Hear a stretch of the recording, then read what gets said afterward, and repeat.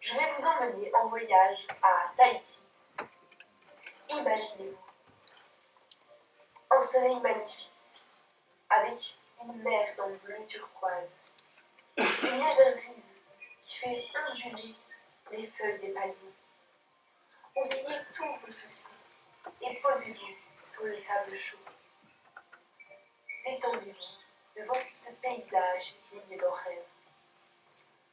On est bien, n'est-ce pas? Je fais partie de celles et ceux qui ne ratent jamais l'occasion de partir en voyage. Découvrir de nouvelles cultures, de nouvelles façons de vivre, de nouvelles traditions, cela m'intéresse énormément. De plus, je suis passionnée par les langues. Et j'aimerais d'ailleurs entamer des études de traduction l'année prochaine. Le philosophe Amin Maalouf a dit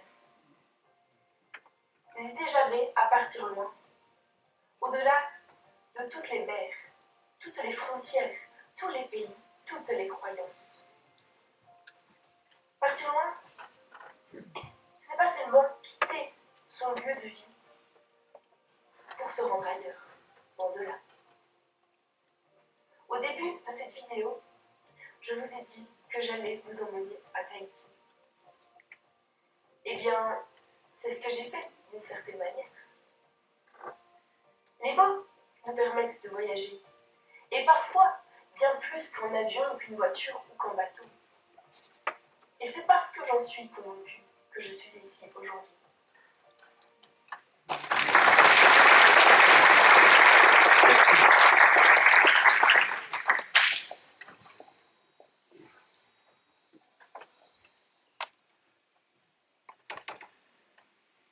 Mesdames et messieurs, bonsoir et bienvenue à la remise des prix Nobel 1964.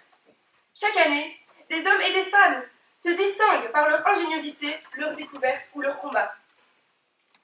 Les prix Nobel récompensent ces personnes qui font avancer l'humanité. Mais trêve de bavardage, commençons par la remise du prix Nobel de la paix.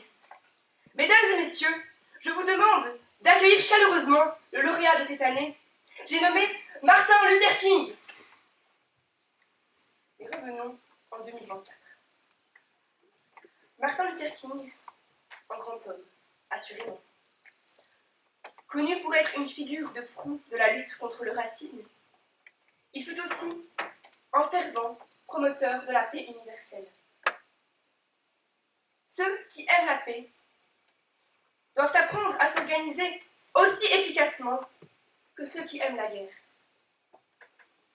Cette phrase du lauréat du prix Nobel de la paix 1964 est d'une réalité poignante. L'homme a toujours fait la guerre. Au début, il lançait des cailloux sur son ennemi, puis il a utilisé une épée et il a fini par inventer une arme capable de détruire un pays entier, la bombe nucléaire. Le processus de la guerre est extrêmement bien rodé pour semer la mort et la désolation, en tout cas. Faire la paix, par contre, c'est une autre histoire. Pourtant, la paix est primordiale. Sans la paix, il n'y a pas de coopération, et donc le monde ne sait pas fonctionner. Imaginez, vous êtes boulanger et votre voisin est meunier. Pour faire du pain, vous avez besoin de coopérer, donc vous avez besoin de la paix. En réalité, nous avons tous besoin de la paix. Le problème, c'est que si les partisans de la paix ne sont pas organisés, ils ne sont pas suffisamment efficaces pour vaincre la guerre. Vous pouvez avoir les meilleures intentions pacifiques possibles. Face à un fusil, vous ne faites pas le poids. Par contre, si ceux qui aiment s'organisent, annihiler la guerre devient possible. La guerre est souvent la conséquence d'injustice ou d'inégalité. Et certaines associations, certains groupes, certaines organisations luttent contre ces inégalités. C'est le cas notamment d'Île de Paix. Cette association aide les personnes dans la pauvreté. Cela contribue donc à rendre le monde moins inégalitaire. Et étant donné que la justice favorise la paix, Île de Paix, comme son nom l'indique, promeut la paix. paix n'est pas instinctive. Si quelqu'un tuait une personne qui vous est chère, arriveriez-vous à faire la paix avec lui ou avec elle? Honnêtement, je ne pense pas que j'y arriverai. Mesdames et messieurs, j'ai une bonne et une mauvaise nouvelle pour vous.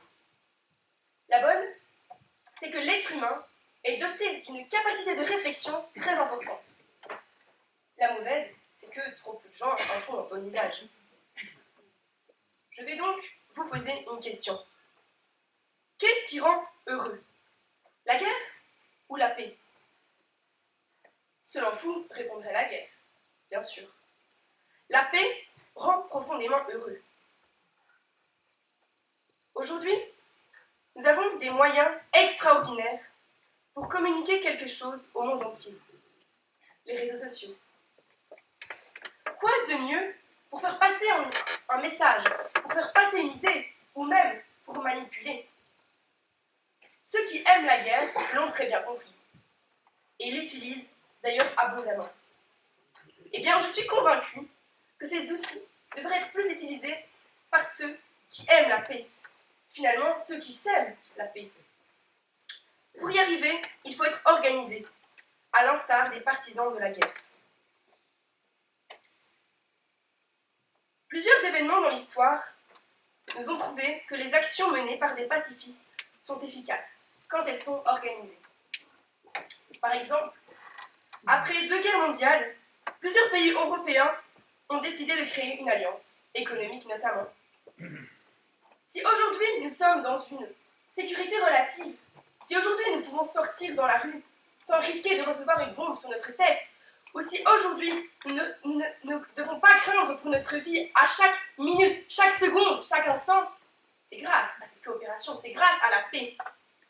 L'Union européenne n'est pas infaillible, certes, mais elle a offert plus de 70 ans de paix à tous ses membres. On pourrait penser que la paix est plus difficile à obtenir que la guerre. Mais en réalité, c'est une question de volonté, c'est comme pour tout.